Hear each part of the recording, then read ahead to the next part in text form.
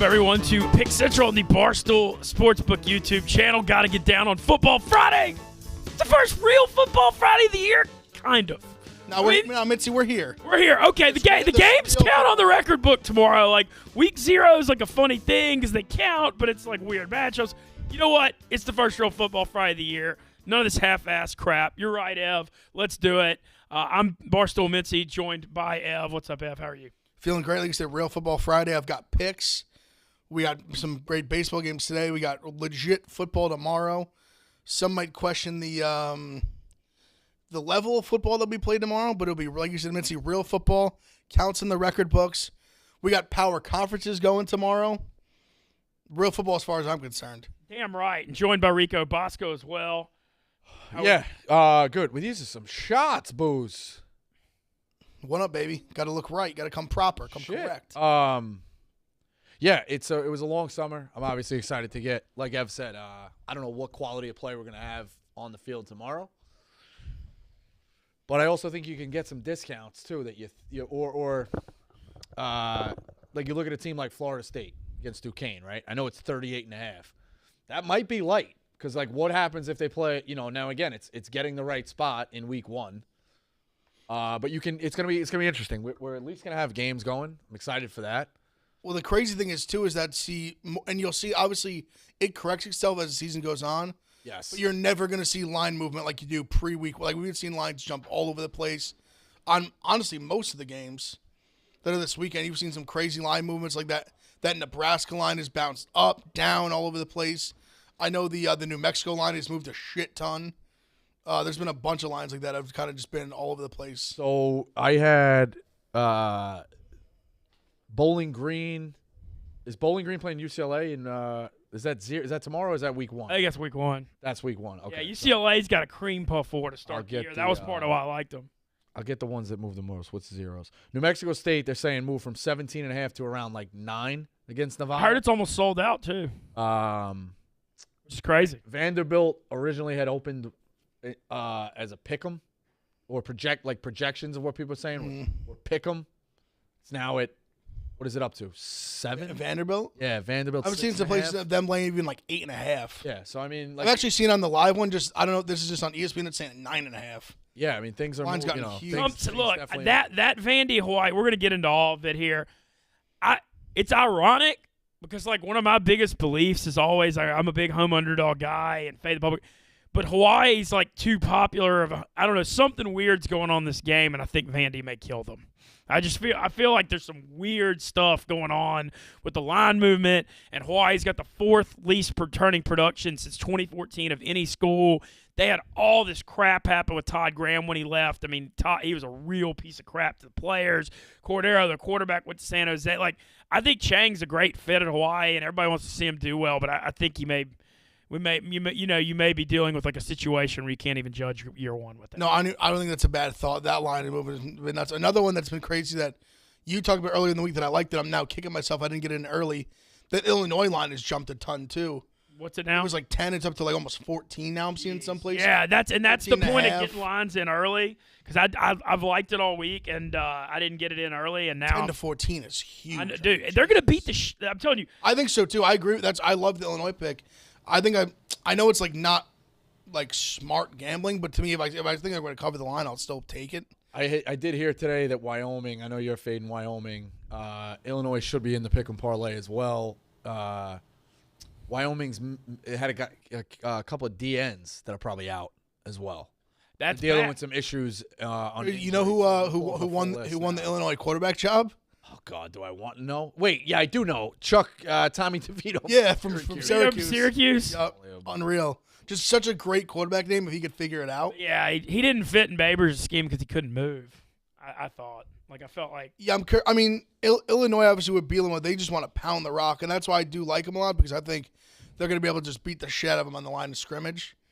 So that's why I do like him. I'm hoping to get that line at least under 14. I'm actually thinking about taking it alternate minus 20.5 or something like that. Sorry to interrupt, but speaking of football and bowling. Oh, yeah. Let's talk about Foaling. Our sponsor this week. We appreciate Foaling's support. New game. It's been going on. It was born 20 years ago, but you're crossing Football, throwing a football, bowling, and horseshoes. Perfect for your fall tailgates. It's already sweeping through the Midwest. It's going to be a national craze. I'm looking forward to getting out and doing some bowling myself. It's a rowdy matchup of football and bowling. The first team to knock down all 10 of their opponents' pins wins. It was born at the Indy 500 in 2001. Bowling is wildly popular in the Midwest, as I said, but it's time to take the nation by storm. It's anyone's game. Tight spiral, granny roll, underhand. You could even not be able to throw like me and make an effort. Bonks win the game in just one throw, but you have got to give the other team one last chance before you claim victory. If on any player's first throw of the game, with all 10 pins standing, the red pin is knocked off the board, that's a bonk. It's easily stored within latching boards. The set comes with everything you need, 20 weighted pins, 2 boards, 1 football pump, and endless fun. It's time to go foaling. Upgrade your tailgate. Use Barstool 20 for 20% off, plus free shipping on a foaling set at playfoaling.com. That's playfoaling.com. You know what foaling gets me thinking about? Tailgating. And that means fall's here. And while we're on the fall thing, check out the new MILF shirts launched. We had a huge football merch launch yesterday. We've got Man I Love Football shirts, Man I Love Fall shirts. We've also got IG bags. It's going to be a great Saturday shirts. I haven't started pushing those till tomorrow because tomorrow's Saturday.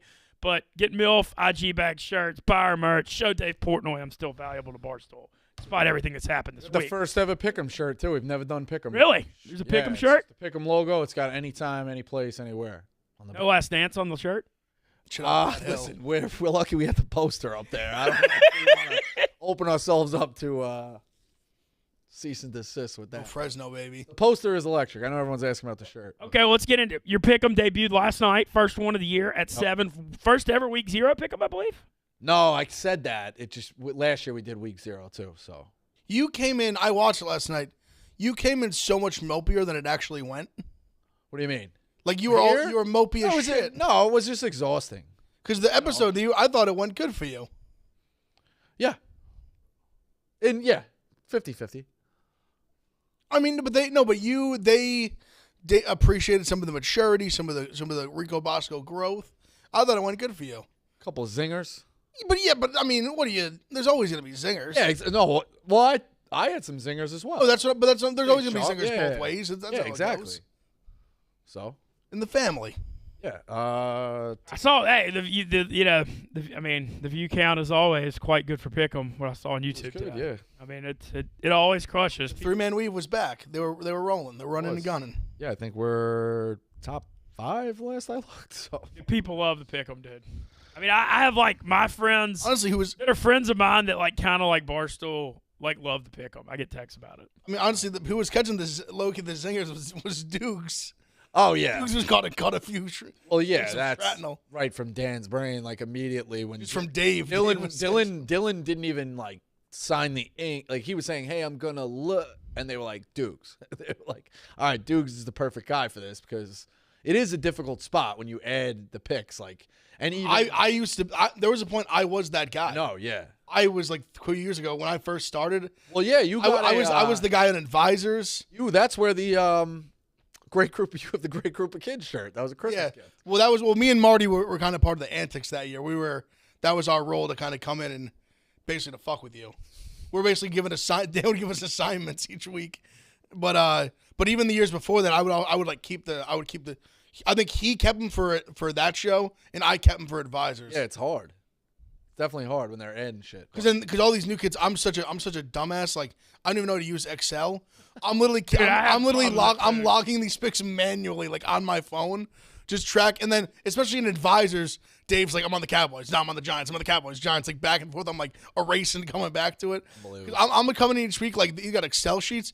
I would print it on a piece of paper, and just type it like say Dave like 65, 62, and 1. Yeah. And I just remember like, that. No, yeah, you had lock like 3 and 2, and just like give them the piece of paper like that. Yeah, we got another wrinkle coming next week. It involves another like coach. I'm sure you can figure it out. We've only had 2 coaches who are guests. One of them was Pat Hill. This is not Pat Hill, so you can probably figure out. Maybe he's from the metro area, not New Jersey, 100%, not New York. I believe he's been on.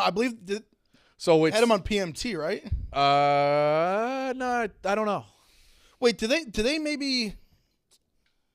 But I thought who you're talking about. I thought they had him on already. Bob Diaco? Yeah, I could. He was definitely on with us. I don't know if they had him on there. They may have. No, but you said there was 2 interviews. Yeah, we've only done 2 interviews. I thought you did the other guy already also. Diaco? Yeah, we've already had him on. No, but I'm saying the other guy.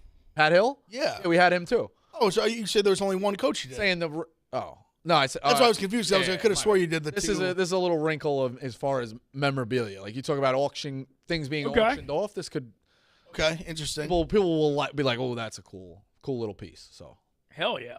Well, I'm just glad we're having this discussion and we finally made it to Football Friday. It's crazy to think like tomorrow at noon, we got in Nebraska Northwestern at noon, right? Yeah, it's 11. I'm looking at it right now. I believe it's 12:30 Eastern. Oh, I think that like last fantastic. week, there should have been some kind of like training session for your eyeballs we talk about all the time.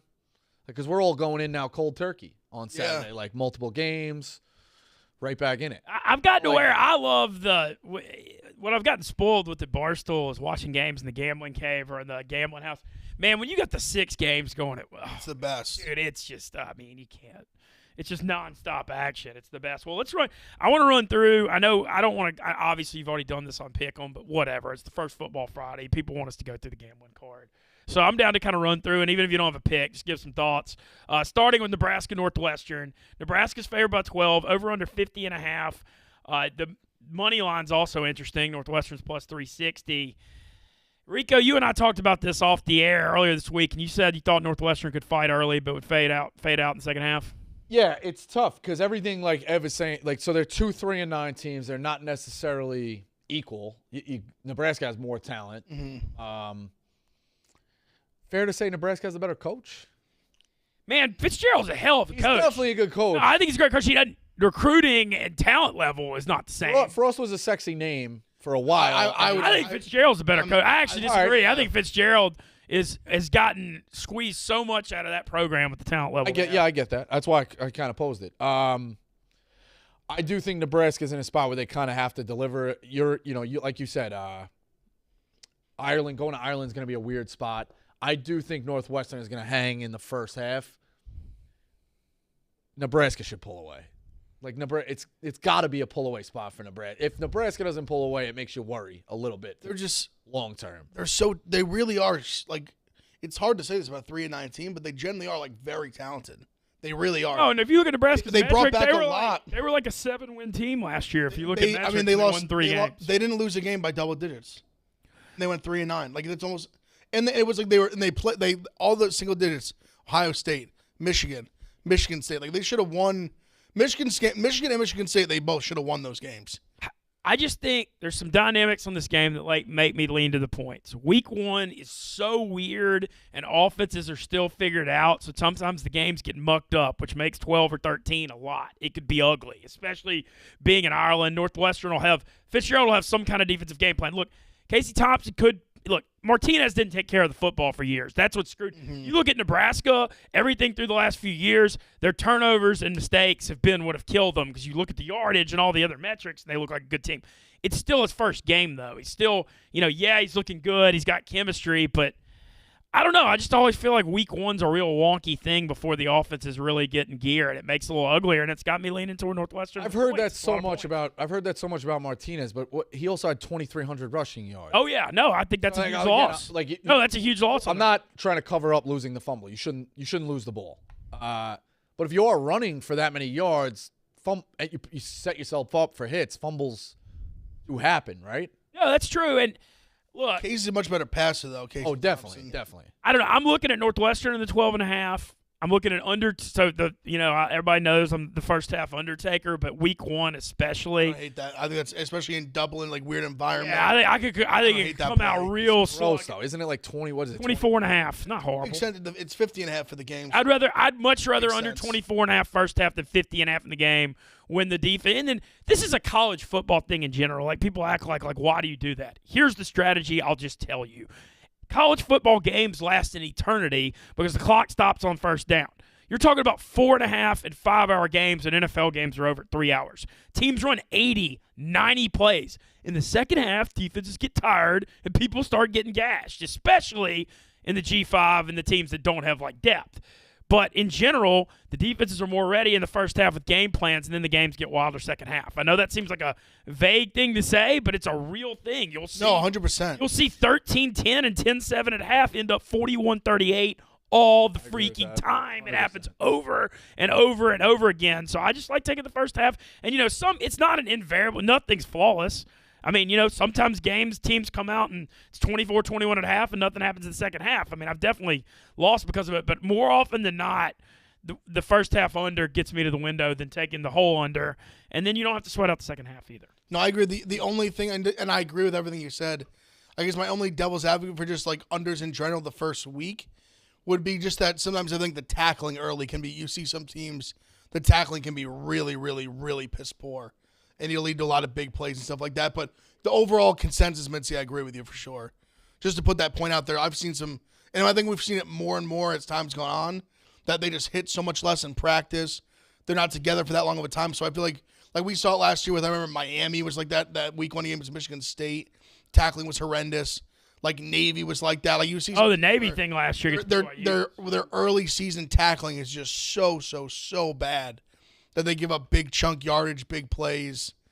But no, I agree. I think a game like that, it's either going to be it's because you can go ugly two ways. It's ugly where no one scores, or ugly where you're just seeing college football plays. Well, I think Northwestern thrives in ugly. They muck games up. Also, you look at Northwestern under Fitzgerald. Struggle as a favorite in games to win, but they're a feisty underdog under him. They're kind of one of those type teams. And, just like visualizing ahead of the story, like I'm not saying this is going to happen, but like let's hypothetically say Northwestern pulls like a 24-20 ugly upset, and everybody's like, why did I believe in Nebraska and Frost? Yeah, for sure. You could see that dynamic Sure. on Monday, just be like, how did I let this fool me again? I could I'm not saying that's what's going to happen. I see a world where that's possible. How about that? Here's one to look at, like math-wise. Okay. Florida State is minus 38.5 against Duquesne. Total is 55. So at that point, what are we saying? 42-7. Put you. Yeah, no, you're right. It's such a thing. It's a very small window. I get what you're saying. I'm interested to see if it will come out against an FCS team. What Florida State's team total would be in that spot? Is it going to be? If it's 55, what's the line?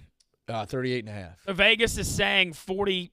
You said 55, so 46-8 is what they're saying. 46-7. Okay. 45-7 is what Vegas is saying. So Florida State's going to be around 45.5. Yeah. If you're laying 38.5, you got to score 42 to cover that anyway, right? In terms of just touchdowns. Yeah. I'm just looking at team totals. The reason too to look at Florida State is they go at LSU.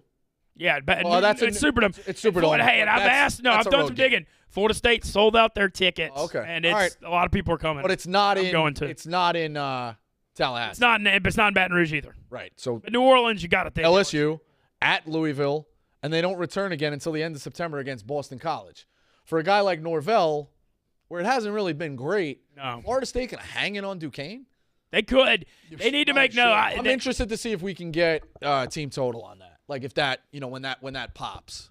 I mean, what do you think of in a game like that where Florida State really needs to come out and not mess around with the heat on Norvell? I mean, if they're like 21, if you could get it under 21 first half, they could come out and just blast them and then get guys out. FCS usually they don't do first half lines. FBS against FCS first halves will be available late. So no, I think it's one of those. As soon as you do see it, if you don't get gun shy. Because I think it'll explode quick, and you're going to get a great number early, and then it could go up 3 or 4 points. So yeah, I agree with you. I think Florida. That would probably be the way to play it too. Is maybe team total first half or Florida State first half, because you don't want anything wacky to happen at the end. But they will. I mean, Duquesne's pretty bad. And I think Florida State's not in the spot when they lost to Jack. Remember last year they had the heartbreaking loss at the beginning, Notre Dame, but then they lost to Jacksonville State week 2 on the last second touchdown. But because they lost that game, they're going to take this more seriously. When you have something like that happen, it makes you get up for FCS games. Also, I agree. I kind of thought in the entire slate, and I would never recommend this long term. I'm thinking just a week one thing. I don't know if I'm going to do it. I think I'm definitely going to keep my eye on it just for kind of experimental purposes. I'm curious how we talked about earlier, how there's been this insane line movement. I almost think if there was like I said, long term, I think this is bad. But I think maybe just for this week, I'm very curious that I think almost the line movement could be like a sharp teller, and it could be on week 0. Obviously, it would be better if you got the good, beat the line. But I think some of these, we talk about, Vanderbilt moved a lot, Illinois moved a lot, Nebraska's moved a lot. Illinois just went to 14 during the show. New Mexico State, New Mexico State, I think, was like 14.5. Now they're down to like 8.5. I'm very curious how all these lines are going to fall, where I could see a week 1 where it falls in favor of the big line movement. No, I think because this is like sharp stuff coming in, especially when there's so much unknown about training. I would never recommend this long term. Like, you want to get good lines and everything. So I wouldn't say this like forever, just like be chasing line movement all year. But I think if there was a week to like keep an eye on it, even if you don't want to bet it, I think this is the week to do it. I know you don't like having your money tied up too, but I just did scroll. There are some game of the years on here as well. And I don't want to get off let's week do 0 it. too No, crazy. dude, no. We're just talking football on Friday, baby. No, just to his point, right? So where's the one I saw that I liked? Okay, Utah at home against USC is -3.5. If you're high on Utah now, which I know you are, and low on USC, don't get me wrong, you could be wrong. But if you think Utah, like when that comes out, is going to be a touchdown, you got to take the 3.5 now, right? But I see. I don't think it would ever get to a touchdown. Fair. Like, I think it would take something crazy. Like, all right, how about this one? I almost think for me, when I see those two teams, I almost could see it going the other way, because I think USC they have a better ability to look sexy on the field. Got it. Big offense, all that. Where I think the defense could lack. Where Utah, they could go drop the game in the swamp week 1. Got it. And they could look like that's a really tough first come East Coast. That's an example I looked at because I knew it was the team you were high on. But the other one too, we'll only spend another minute on this, is Bama -21.5 against Mississippi State. That game's at home. Bama. Now, I haven't. Bama. Is it a sandwich spot or whatever? But like, Bama kills State though. Is that like that's one of those things. Brandon Walker. Is that a discount right now? Taking Bama at 21.5? I think it's got to close higher, right? I think State's going to be all right this year, though. All right, that's fine. But they can't compete with Bama. But to your point, right? Like where, hey, USC looks good. The line might move in their favor because we saw what they do, and Utah loses to Florida. We start to see how it goes. Bama's only going to look good. What if they smash Texas? Mississippi State's going to be okay. Texas, I'd imagine. You got to think that's going to lineman trying to block Bama. That's got to get up to like 24, 20, even 28. Maybe the way Bama smashes people, right? Like, no, I don't hate your logic. I like what you're bringing up. It's just I mean, think about what Quinn Ewers, as talented as I think he is. Imagine going your first game, going from is that gonna be their first game? It's gonna be second game, but regardless, second game. UL Monroe going to Austin week 1. Texas high school to Alabama's defense. That's like the next or second live defense you go against. Jesus Christ. Yeah, and like I said, Texas. The knock on them, I've repeated this on here. I know people are like, oh, you always say this, breaking a dead horse. They've had I think Connor Williams may be the only O-lineman drafted since 2010 out of Texas. How the hell is that possible when you're Texas? However, they only had a couple. Supposedly they have the best freshman offensive line class ever, and then maybe one of them's hurt, but they may be starting like 3 of them. You know what? That could work in the Big 12. People could develop. They could do fine against Big 12 competition. That ain't going to work week 2 against Alabama when you got a bunch of 18-year-olds out there against Bama. Tackle over there trying to telling you. Freshman tackle trying to block Will Anderson off the edge. Yeah, it's not good. And I mean, Texas could get the crap kicked out of them by Bama and then still have a shot to win the Big 12. It could be a great growing learning experience. They've got a lot of talented guys, iron sharpens iron, all that, but I think asking them to compete week 2 is that quick is again, which we've said it a million times. It just I don't understand why Texas would want to go to the SEC. I get it, I get all the money, but like you have so many landmines and obstacles to overcome for you to win a national championship. Yeah, I think it's going towards my thing on that. It is money, it is money and brand, but then and that's a fucking pussy attitude too, though. I'm not saying you're wrong, but like it's like they already weren't winning, so you might as well go with get money, right? All right. Probably helped them get Arch Manning. And now if you win, you're like we won with the best. Fair, but that's a tall ask. So like you. Oh, I mean for sure, of course it is. It's a wild. I also think, and I know this hadn't happened yet, but I think if we're heading toward like an 8 or 12 team playoff, the SEC being so brutally tough, like we may be seeing 9 and 3 teams in the playoff. Agreed. And I think that's going to make it. And if that happens, it's going to make it even. I think that's good. Make the season interesting. You know what I mean? No, the playoff thing needs it because it's like we spend like the thing with college football media fallacy. Like, once the playoffs hit, you spend like a month talking about these 2 damn games, and then they're ass-beatings every single – not every, but almost every semi. Ohio State-Clemson was a great game a couple years But ago. the playoff better do it right, and the 5 power conferences should have spots. Yeah, and we need a G5 – and we also, while we're at it, we need a G5 playoff. We got to quit acting like the G5 and P5. They're all in the NCAA to D1 together, FBS allegedly. Like, everybody would watch a G5 playoff. I think it would be a huge, huge thing, and I think it would be a great spotlight for the kids. Dream. I think those are some of the best games. They would be. I mean, think about like how that BYU Coastal game, like that was a classic. Like, there's been some all-time great games like that. You get like last year. That Liberty Coastal was awesome. Yep, Liberty Coastal was an awesome game. Like, you'd see some really great games like that. No, I think it would just be a lot of fun. Listen, we might stumble into something really nice if it's that make the championship, the Arizona Bowl, that lead in. Well, no, so for Barstool, the 2, you know what I mean? Nico, no, for Barstool Arizona Bowl, December 30th. Glendale has a playoff game December 31st. So I feel like there's going to be. I mean, that's going to be something for us. I don't know what it's going to be or who's in. Just from TV, I'm saying play the game the same day as the 2 playoffs because everyone's going to watch. Now you have a triple header. Like, it's a great spot for everybody. It's win-win. Let me tell you about another thing that you can do that's win-win, and that's getting HelloFresh involved in your life. Savor every last second of summer with HelloFresh. HelloFresh delivers fresh, quality produce from the farm to your door in less than a week, allowing you to enjoy the delicious flavors of the season right from your own home. So skip the grocery store and spend more time soaking up the very last of the summer sun. HelloFresh Market is a one-stop shop for all your mealtime needs with a curated selection of quick breakfast, lunch, snacks, desserts, and more. HelloFresh offers 55-plus weekly options to take the stress out of meal planning and prepping. From family-friendly to fit and wholesome, HelloFresh has tasty and nutritious meals that everyone will enjoy. HelloFresh's quick and easy recipes, 20-minute meals, and low-prep, low-cleanup options provide an even faster route to putting food on the table around your packed schedule. So go to HelloFresh.com/PC16 and use code PC16 for 16 free meals across 7 boxes and 3 free gifts. That's 16 free meals. Damn, that sounds pretty good living up here in Manhattan. So go to HelloFresh.com/PC16. Use code PC16 for 16 free meals across 7 boxes and 3 free gifts. What a promotional thing from HelloFresh. And, doesn't sound too bad at all. Nothing like get some fresh food in your diet. Do you have any other games of the year that are striking your thing? Because I think this is a good topic. I had a look at it for next week. I'm pretty sure it's Georgia-Oregon plays next week, right? Yes, and it's Georgia by 17.5. I think game's in Atlanta. I think Georgia's going to smash them.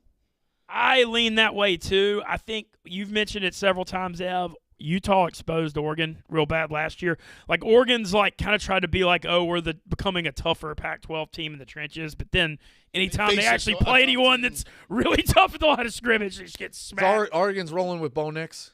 Yes. Yeah. Which is fascinating. He knows Georgia, What did he do against did he No, they got beat. They fought. I think they lost 24-10 or 24-7. So there's not even that this guy knows him and he pulled it up. Yeah. No, they couldn't score last year. They fought hard, but I did think Georgia's offense is not necessarily the most explosive, and they beat you by submission with body contact. And I thought Oregon, that number jumped out to me to go that way. I think it's a pass. I wouldn't be surprised if they beat the shit out of them. I'm starting to see what you're saying. Because I think a lot of people will come in and say Oregon wasn't that bad last year. You could argue maybe they have a better quarterback now. Georgia lost their whole defense.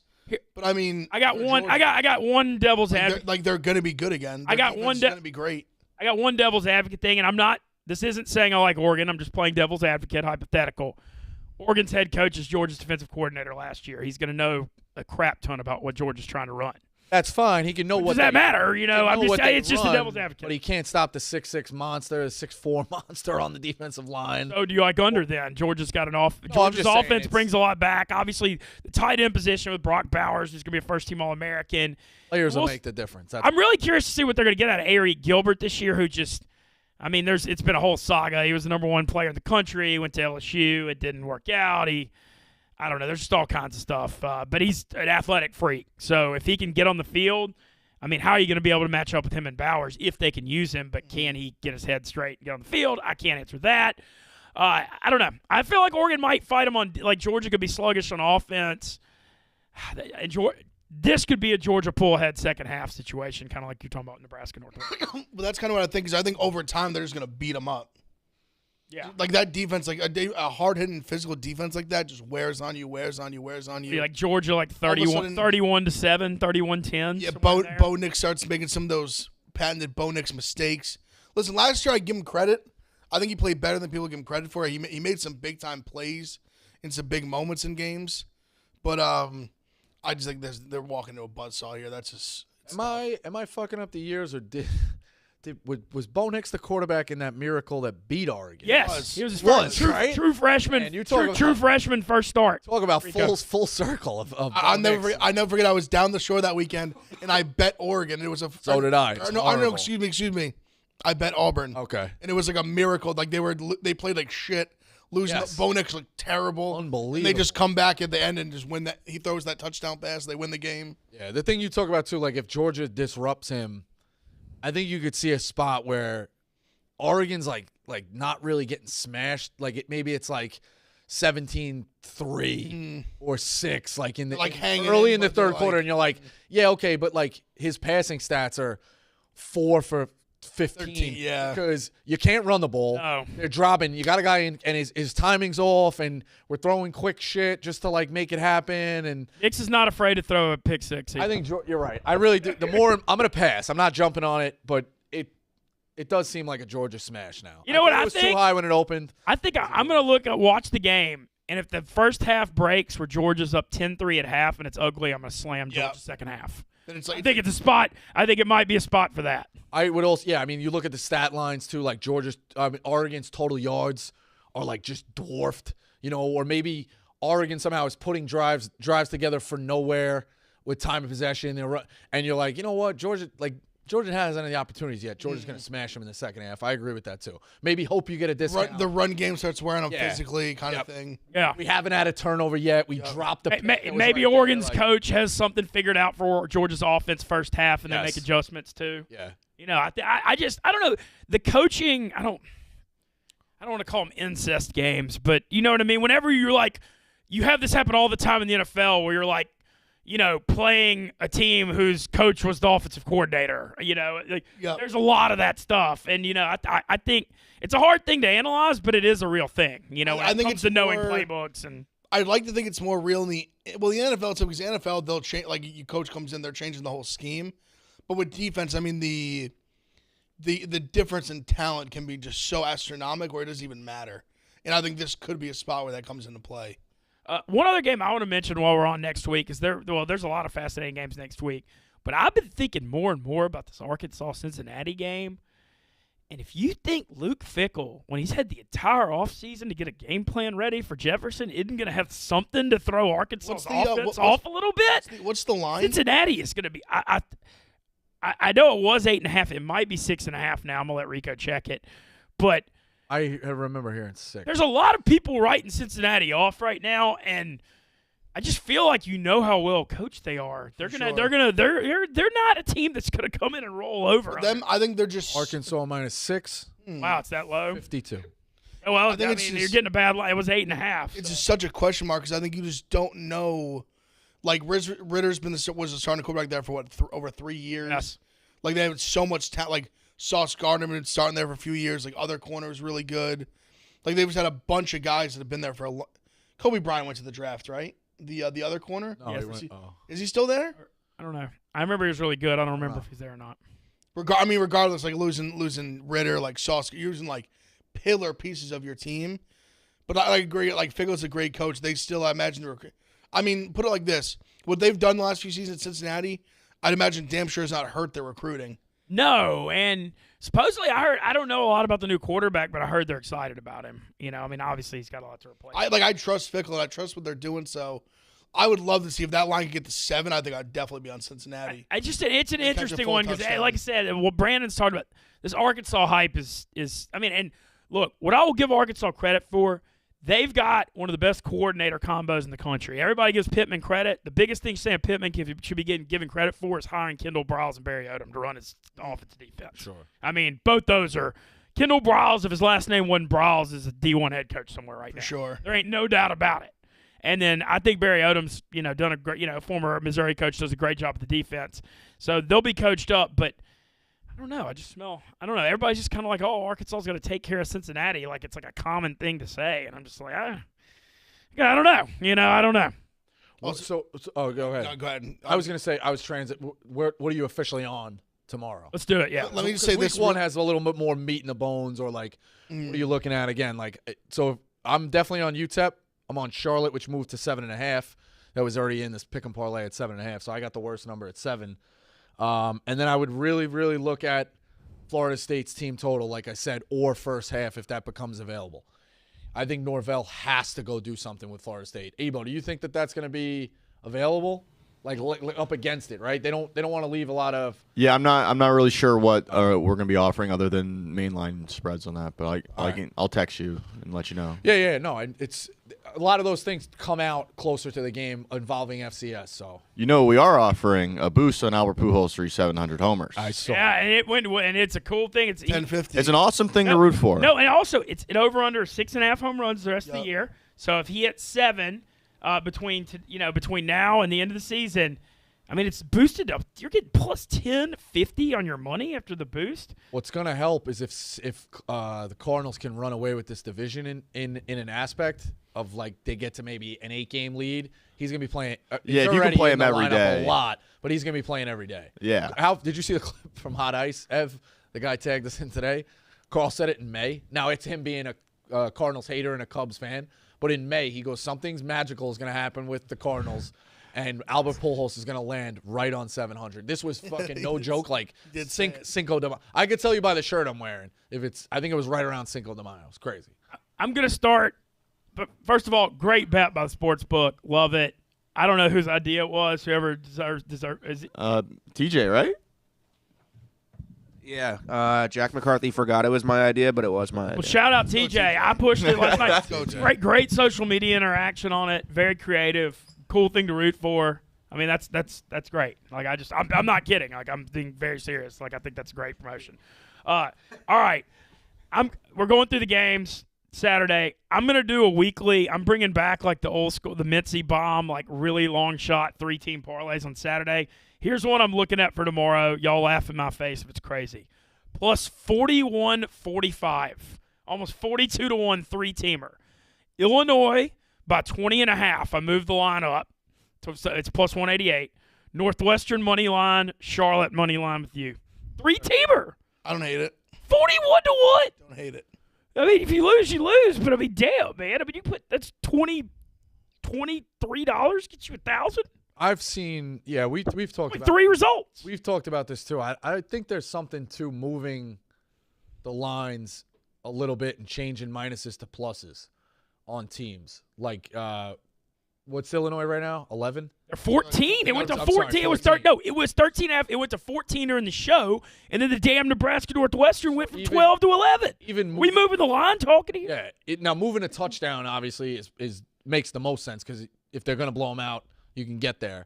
But even moving it like 2 to 3 points of changing the minus 110, minus 115 to 16.5, that's probably plus 105, plus, you know what I mean? Like it's one of those, it's still a football number to cover. You can't land on 14 anyway, so I would have needed that extra field goal to cover it. I'm changing my minus to a plus. I think there is something to that. I think there's also something to, if you have a strong, like, and it doesn't happen every week, there's only a few games a year where you're just like, I'm really sure one team's going to beat the crap out of the other one in one spot. A lot, yeah. No, yeah, but the moving the line thing, if you have a strong read on a game, well, then throw some nuts down and get, lay some points and get 3 or 4 to 1. If that's what you think. It's not like something you're going to do every game. I get that. But a few times a year, you're like, man, I think this is going to be ass beating. I think Illinois, Wyoming may be one of those spots where you mentioned Wyoming having DNs. Like the thing with Brett Bielema teams, I mean, it's coming. They're going to line up and they're going to run it at you. If you're not capable of stopping it, you might get destroyed. So here's one, right? To that point too, right? I think UTEP can beat North Texas tomorrow. UTEP sold out. Rico sold out, and they got that's a weird place to go in West Texas. Sure. So I like UTEP. It's plus 1.5, minus 110. The money line is a straight 100. Okay, I like that. If you move UTEP to minus 2.5, it's plus 117. Yeah, why not do it? No, I mean it's not gonna get. It's very rarely gonna not. I like. Very rarely going to land on 1 or 2, right? I know that's overtime, and the line is 1 or 2, so they know what they're doing. But 2.5 football number plus 117. I'm giving myself a little bit more juice. I do. I like the idea. I think it's just finding value, playing with stuff, and I think when it comes to football and sports gambling, you're looking at something where the edges are razor sharp, small. So anytime you can get the juice on your side, and because the juice adds up so much, I like the logic. I got a little look ahead game for you guys that I am going to absolutely bet. I already know it's on my card. North Dakota State to beat Arizona is like that. You have to bet North Dakota State. Hold on? Who's the favorite in that game? It's gonna. I think it's gonna be North Dakota State. If it's not North Dakota State, if North Dakota State is anything under a touchdown, I think you have to take them. When is it? I think it's week 3 or week 2. Where is the game? At Arizona. Okay, interesting. I like North Dakota State is the most frustrating team in the world to play. They will just ground and pound you into the ground. I was going to say if that was in Fargo, they might be laying like double digits. Yeah. that. North Dakota State. Fargo, Arizona. they got nuts there. They got the dome there. Arizona would be insane to go to. That's what I'm saying. That's why I figured it wasn't, but I had to ask. North Dakota State, they won at Kansas State before. Yeah, well, if you were the athletic director in Iowa, Arizona, that would have been a 3-1 trade before you made that deal. 4-1. Like I would be like, I need 4 home games before I'm giving you 1 back. What do you guys think the line is on that game? North Dakota State is the favorite. Yes, by 3. Yeah, on the road. 2.5, 3, 3.5 maybe. 3. Yeah, 3 was the number I had in my head. Saying Arizona's gonna be a little bit improved, but it could even be more. I wouldn't be shocked if it was like 6. To be honest. I mean, all they do is win. All Arizona does is fucking lose. I'm not knocking that. It's all just, Arizona, they have the new quarterback. Fundamentally, it's very hard to put an FCS team with a minus sign in front of it, even if it is Arizona. The crazy stat though. about North Dakota State, where it's like they've been paid $2 million since 2010 to go 6-0. They've beaten every FBS team, and they just stopped scheduling them. They were supposed to play Oregon, I think, in 2020, and that one got canceled because of COVID. But they're a wagon. I want to come back. I love it, Ebo. I'm happy to have you here too. I'm loving what you're bringing to Pick Central. I think you're bringing some funny angles. I want to come back to the games that are tomorrow. Rico, you said you've been big on Charlotte. It's now 7.5. I mentioned a money line. Can they win this game? I mean, I like the coaching matchup. I think Willie Taggart sucks. Yeah, if it breaks well and their offense is clicking, I think you'll be like, ooh, I like these kids. I watched Reynolds last year. Remember they beat Duke? Yes, Friday night. I had that last year. They're a shootout team. I definitely had that. They need to improve the defense. They were like 100+ in all of them. They bring in a guy with NFL experience and Power 5 experience to now be, believe his name's Greg Brown, is the defensive coordinator, to give himself some experience. So they got to get better on defense. They got to get better on defense. But if you're accustomed to knowing, hey, our defense ain't great, we got to score, and you can score with the best of them, Charlotte's going to be in a lot of games. I'm on their win total over. I would take a look at the money line. I think they plus 235 is a hell of a price here. Definitely, yeah. And that's a good last year price. I was so gassed. I was so amped for that Duke game because I was like, this is the right spot. I remember I was on it big as well. That fucking Duke kid ran all over him too. Oh, he gashed him. Show you, he was a monster. And I think Charlotte had like a bad turnover, like they needed a couple of breaks. But I don't like Taggart. I always worry about guys too who have played their way down, out of Power 5 jobs, which Taggart has done. I like Charlotte. I think Charlotte can really do it. I like Chris Reynolds. Wide receivers can play. They got a good running back. I like Will Healy. Yeah, the over is like not that high, which is kind of weird. It's 60. 60's not terrible though. Yeah. If it's a shootout game between CUSA teams, 60's. I mean, I know it's week 1. Like I said, the offense week 1 things. I think the problem. I looked it up. I think Charlotte. It's actually week 0. Charlotte gave up 30+, scored 30+ in 7 games. Yeah, they went like 5-1 in those games, but the other ones they were 6-1. They gave up 7 games at 30, like another one, or it's 7 total, and one of them at 40+, another one at 50+. They were giving up just as many too. So the defense is bad. I don't think I have a lot to say. Does anybody have any thoughts on Uconn, Utah State? I think if I had to play it, I'd play Utah State, but I don't know how good I feel about it. I mean, they had a phenomenal year last season. They had a great, yeah. Won the Mountain West. They beat Oregon State in the bowl game. That was a big win. Blake Anderson redemption. I like Logan Bonner, the quarterback, but I know teams. It's like I definitely don't. I'm not jumping week 1 to catch points with UConn. I mean, definitely. And I know teams and shit change, but this is the identical line that it was last year, Fresno State, UConn. And Fresno won by 800. Yeah. Now, that's what I said. If I was going to UConn also didn't play the COVID year, and so that was the first game. Agreed. Totally different elements of it. So, like, I don't know if Utah State and who overachieved last year is as good as the Fresno caliber. I need to look into how much they brought back from the team Agree. last And year. you got to I need think do you a got to little think research on UConn. that. Now UConn fought. I think I took Wyoming last year again. Yeah, they don't remember that. That was crazy. I was in the gambling cave for that. It was nuts. Did UConn win the game outright? Oh, they've lost barely. They lost close. Oh, it was. Wyoming had to yeah. pull it out from their gut, and that was a high line too. So UConn has shown me some fight. Maybe they're getting a little bit better. It's a Mora. It's a pass for me. Going out west here. Long pass. way to go. The one that's saying that I want to talk about some more because they were such like my team last year is this Nevada and Mexico State game. I talked with them about how much the lines moved. Nevada lost so much fucking time. Okay, I saw So strong, after you Dubes, talked about strong Dubes. They still have the Turner. Hawaiian running backs? Or am I Toa- thinking Toa too Toa? far back? Yeah. I'm not sure if Toa Toa is back, but they lost like all the Cooks, like all the receivers, all the tight ends, everybody, like all these guys, tackles to the NFL, lost an insane amount of talent, lost the coach, everybody. Like the coach went to Colorado State, I believe. Yeah. Like they just lost everybody. I think that's why that lines went down so much. Mexico State hasn't been good, but I think Nevada, and even how they played in that bowl game without some of those guys, you can't put too much stock in the bowl game, but I think it's worth noting they looked awful. They got the new quarterback. He's like 6'8", 6'9". He's pretty athletic, but I thought he looked like shit in that game. And that was against Western Michigan, who defense is not spectacular. Playing a MAC defense that looked terrible. So this is one of those where another like a big line movement where even though you're catching kind of the end of the line movement, I still think I might find myself on New Mexico State. My only thing.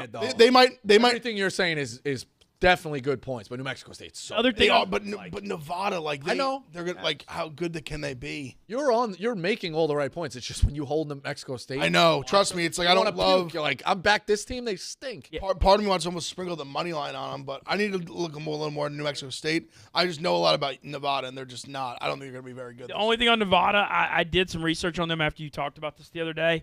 They got a lot more transfers. Like, they got some USC guys. They hit the portal. Like, as I was really kind of looking at, after we talked about the Wyoming thing earlier the week, analyzing this, like, what teams got hit hard by the transfer portal. Did they replace them? How much that factors in. Nevada got way more transfers than I realized from Power 5. Okay. I don't know if they're good, but they've got a bunch of them. Little breaking news just now in the baseball world. Julio Rodriguez gets a 14-year deal for $210 million guaranteed with incentives up to $400 million. That's a big incentive. It's 210 to 400. That's the right way to go. You're Right still way to kinda, do it. You throw these guys. You're playing the safe route and still bet on yourself. Yeah, I think they'll have him until he's like 35 or something like that. Yeah. But Smart. I want the fun teams in the playoffs. I want the Orioles and the Mariners in the playoffs. I like it for the fan bases that are tortured. Ebo, I know your hat. I saw a big win last night for those. yeah, massive win. Yeah, that I was drop. on the under. I was sick to my stomach when they pulled it out. I was Drop- on yeah. the Orioles. Good. Drop foul ball. That was Insane tough. win. Chuck and my boy Zah here, they're struggling, the White Sox fans. It's been a but- tough year for the White Sox fans, even though they're still in it. Yeah, It's just not been great. It's like up and down too. Yeah, That's but what's it's just crazy. been like They're every somewhat time you back talk and then yourself get into crushed. them being good, they just. Yeah, I just have it on the fucking background TV now. I don't even watch. That's fair. I can't fault you there. Any before we get to our picks, any other week 0 games, or is that what we got? So do we want to talk any? I need to do some, like a little anything on. We talked a little about Vanderbilt, Hawaii. If anyone had more of like a bigger, you said you think Vandy might smoke them. Well, Vandy. Okay, one game. Kinda what you're I got thinking. burned last year, week 3, when I knew Vandy sucked. They went to Colorado State, and obviously it's a different game, but it's still going out west against a Mountain West team, and like a little similar, a little like a cousin maybe. And Vandy kicked the crap out of them, and I got smoked on that game because I had Colorado State, and I guess maybe that makes me think Vandy could go on the road and beat a Mountain West team here a little bit. I just think that Hawaii, everybody's thinking it's always hard to win at Hawaii because it is.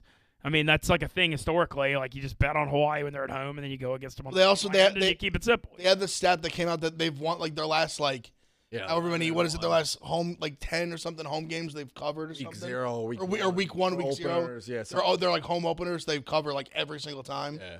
I do think there's something to Vanderbilt's coaches and players too, psyche of like they can really only win 3 games on their schedule. Like you're saying, like they're getting up because like this is a game that we can win, kind of thing. Yeah. Now, don't get me wrong. There is a very, very, very small possibility they go they win some games in the SEC if everything I hear goes you. right. But let's face it, like their ceiling is 3 wins. Their win total it's is bad. 2.5 for Christ's sake. No, it's not This is good. one of the only games they're favored in.